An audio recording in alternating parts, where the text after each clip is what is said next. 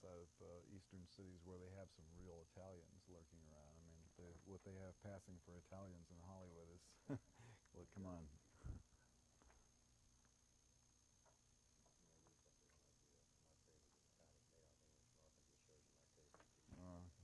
Can't make those.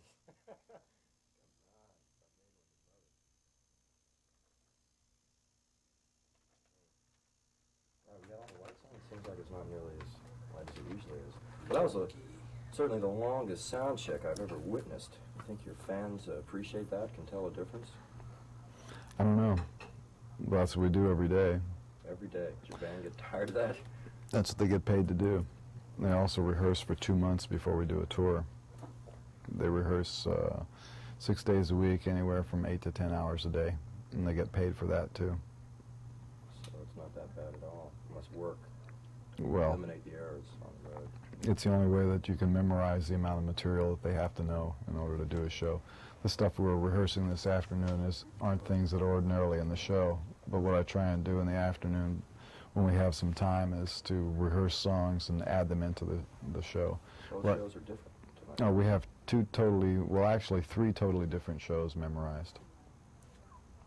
And that's an awful lot of material, because each show is 2 hours long, so you figure out how long it would take you to memorize 6 hours of complicated tunes so that you could play it, with your eyes closed on stage in any kind of a room, whether it's a room like this or a hockey rink or a theater or what, because they're all different. They're all different problems, and that means that for the guys in the front row, it's different choreography every night. You have to figure out what you're going to do and where you're going to do it, depending on how much space you got to do it in.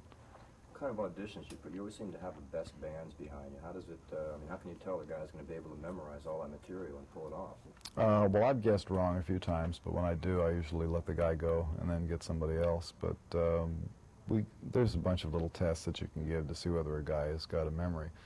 But memory is only part of it. They have to be suited to the job. They have to be temperamentally suited to this kind of work. After 17 years, I guess you've come up with a few tricks of the trade. Yeah, you learn to spot the ones that are only in it for the money. Is that often a reason why they... Well, a lot of people will come and try out because they think of the band as a stepping stone in their career. I'll just do a semester with Zappa and then I'll be famous, and then I'll go out and do what I'm going to do. What's the process for finding these guys? Friends of friends, or you don't hold auditions? I do. I hold open auditions. The drummer tried out of 40 contestants, and the only gig that he had before was one tour with Leslie Uggams doing dinner theaters. Oh, shit. That's right. So you can imagine. Makes a fellow want to rock and roll. Well, yeah, but I mean, see, if you had a closed mind and a guy handed you a resume and that was the only thing that was on it, you wouldn't even listen to him, would you? You would say, there's no way that this guy, and if you look at Chad, you'd say, there's no way he fits in with this band, but he's cool, he's perfect, he's fine on the road, he's got a very even personality, and he plays great, and he learns real fast. Yeah. You wonder what made him, from Leslie Uggams, to want to even audition and think he's got a chance to play with Frank Zappa. He was recommended by somebody, and I can't remember whether I called him or he called me, but we were trying out drummers left and right, and we had him coming from all over the place, and he was the best of the bunch. Your mix of music, too, rock, jazz, the type of progressions you use, it's going to call for a drummer that can handle that. I mean, your basic rock and roll drummer's not going to be able to fill a job. Most of them can't read music, and this job requires being able to read music. He's been playing since he was 7 years old, and he can read, and he's played everything from big band to swing to dinner shows to all that different kind of stuff. Mm-hmm. So it's good that way. Since we're doing television, what's your feeling now with the 80s upon us, so much of the music being committed to videotape? As I said, your video was far superior to so many that I've seen. Do you think that this is going to be your heyday, the 80s, or is music television going to shun you like FM radio seems to have? Well, I think music television probably will shun me, because what I do is just not mainstream stuff. All decisions based on, for media, mass media, are based on numbers. The methodology is... Yeah, and it always seems to be in the hands of people who are junior accountants, who are looking to score big points with a boss by coming up with a better bottom line figure, whether or not that bottom line really relates to reality or not. If it can look better on paper, then that means a promotion for him. And all industries are full of these types of people. That's what the 70s, 60s, and 70s produced, was that kind of a guy and that kind of a girl. People who go into industry with only their best interest at heart, you know, get in there, stab the other guy in the back. Same as you've known all along. We had been developing this theory that video for TV will have to stand up to viewing after viewing after viewing. And you have so many elements in your video. It's like when we first heard Brown Shoes or Colony Vegetable, and you're thinking in your mind, you know, all those visuals, you managed to incorporate that in your video. Don't you think that they may be forced to show your stuff just because the competition is so deadly dull? Well, to you maybe it's dull. I mean, to me it's dull. To you maybe it's dull. But to the guy who pays the money, it's probably a guy like the guy who has this place. He has his favorites, and his favorites will go on, because somebody has got some numbers to support why his favorites have to be on, and nobody's going to argue with the guy who has the money. You know, I think that what I do in that medium is far superior to anybody else, because it's based on a lot of skill and a lot of experience. I do the editing myself. I know the technical end of video backwards and forwards. I know the audio end of it. I control all of it, and so what comes out is an extension of my personality. It's my personal vision. And that means that the product has some content to it. Whether you like it or not, it's a genuine reflection of who I am and what I am. And most of the rest of the stuff that comes out is product. And it's product that's been manufactured on behalf of somebody else. And the average group that does a video doesn't really have any input into the making of it. They go to a company and say, hey, make me look good on tape so I can be on TV. Absolutely. So, from it as they can be. Right. So in most instances, the video shorts don't even relate to the song, let alone any aesthetic the group might have. But since most of the groups don't have any aesthetics to begin with, it's kind of irrelevant. And what's probably going to happen is the market will be flooded with these objects. I mean, it's getting that way in Los Angeles right now. There's quite a bit of video rock on television. And it's poot, really.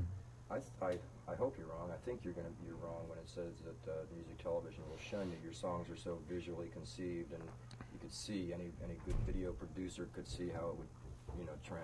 But a good video producer is not the guy with the money. The guy with the money is just strictly by the numbers, remember? But I think the numbers won't have, you know, as far as this new medium is concerned, the marriage of video and rock and roll. As radio, they've had 10 years now to form this methodology of mathematics. Being a refugee from that, it was just more than I could bear. I don't think, at least for the early 80s, maybe up to 85, they just don't have the method. They don't know what's going to work on video. So your stuff coming out But I'll tell you, furious. but let me tell you why I'm right. And I mean, I hate to be right in this case, because I think that what I have to offer is really good, but here's why I'm right. Just like people are always afraid to strike out and do something different because they don't want to be left holding the bag. It's very easy to wind up looking good by saying no.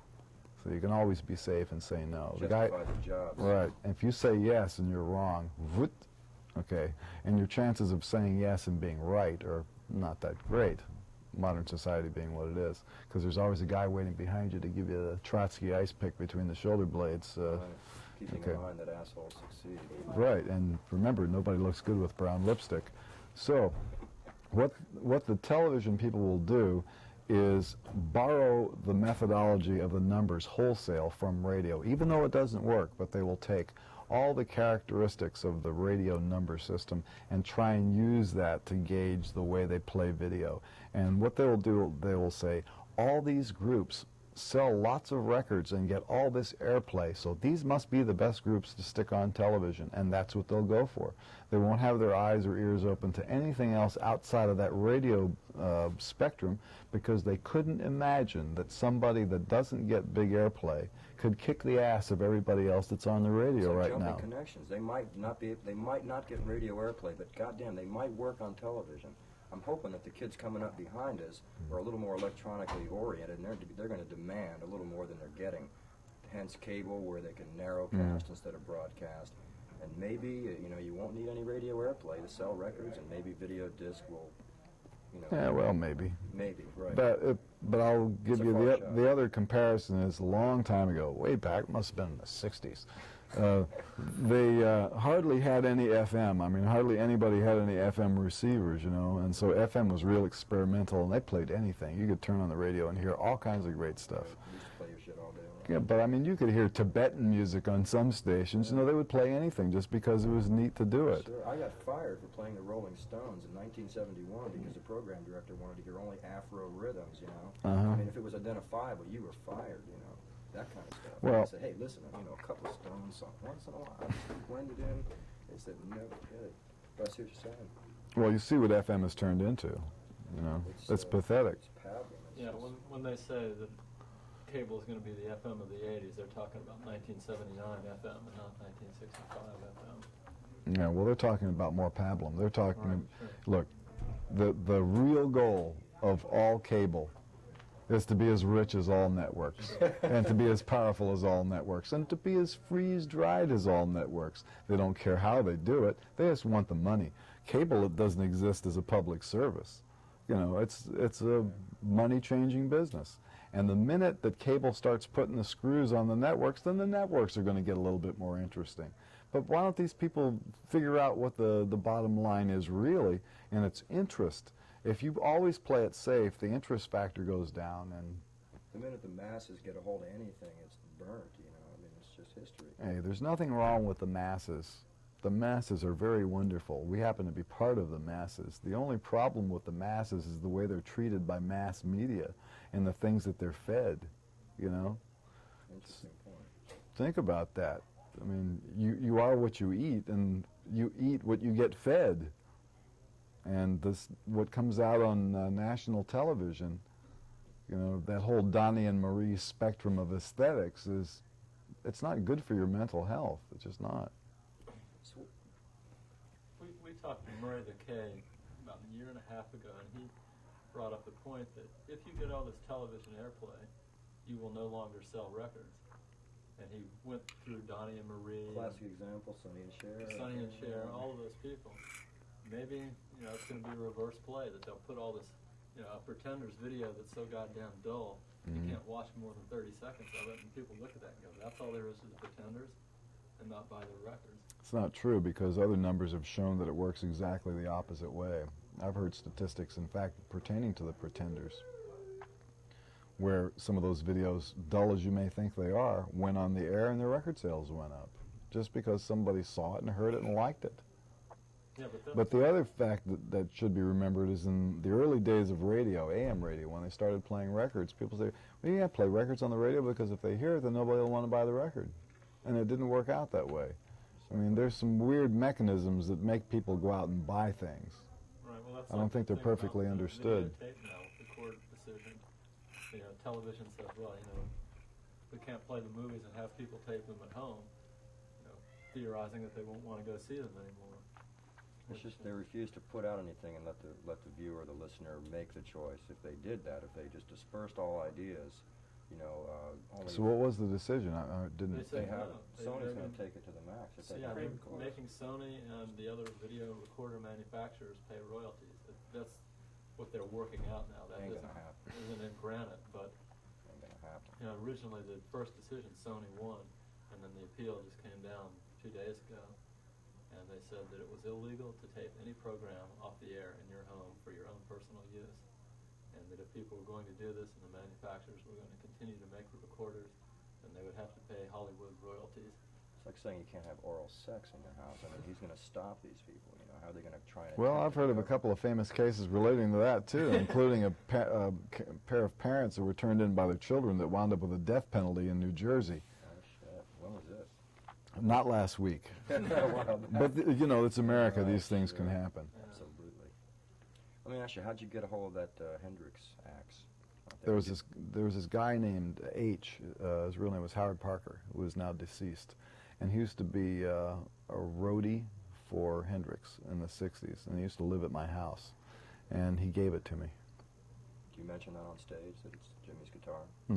No? Don't bring any attention to it at all? Mm. Is it a good sounding guitar? Oh, it's been worked over 1,000,000 times since the... I mean, when he gave it to me, it was all burned up and broken. And I used to have it nailed to the wall in my house, but I put a new neck on it and It's the put it same back thing, together. it just has a new head and a new handle. Well, it's the only thing that's original on it is the burnt body. It's brand new neck and everything else on it. It's brand new. There's a guy in Texas, I believe, a reverend. Maybe you've heard this quote. It's been out in all the press about this guy. And I want to get this right. He's going around saying modern music has degenerated into a celebration of humanity's darker side. What would you say to the reverend? I would tend to agree with him in some respects. Would you Because go out and burn rock and roll records with him? No, I wouldn't do that, but I would tend to say that humanity does need a little bit of improvement. And a lot of the things that are being sung about in most of the songs that you hear on the radio, I think exhibit tendencies of bad mental health, especially the love songs. I just think that they create desires for situations that are completely untenable. And by creating those desires and having people identify with those desires, then you create a situation where people are always going to feel thwarted. You know, they'll feel completely uncomfortable in their relationships because the role models that they have to identify with from these songs and stories and situation comedies and stuff are totally fake. How do you address that, though, when you're a musician? How do you... Well, what I do is I offer some alternatives to boy-girl situation songs. I give other points of view. Like Alien Orifices? Well, the Alien Orifice is an instrumental. You can use your imagination.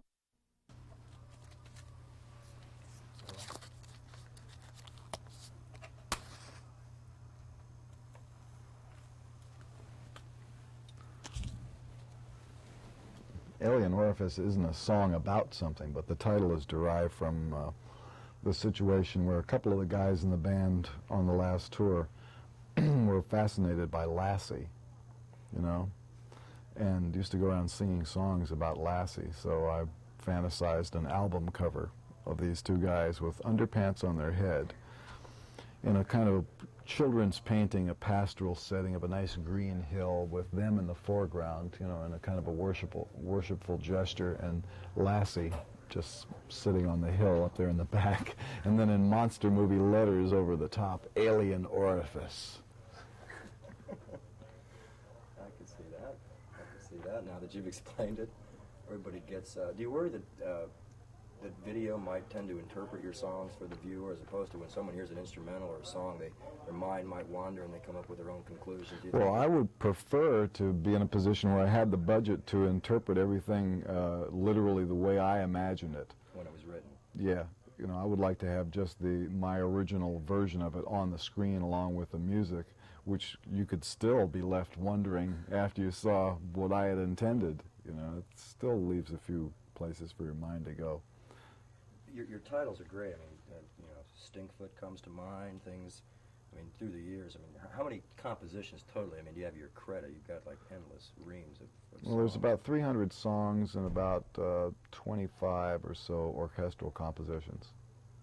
Can you hum a few bars of Dance of the Rock and Roll Interviewer for us? No, I mean, can't. You've probably been through so many of them, good, bad, and ugly, that, I don't know, I thought for sure you'd have that coming in here playing it. That one's hard to hum, but I know how it goes.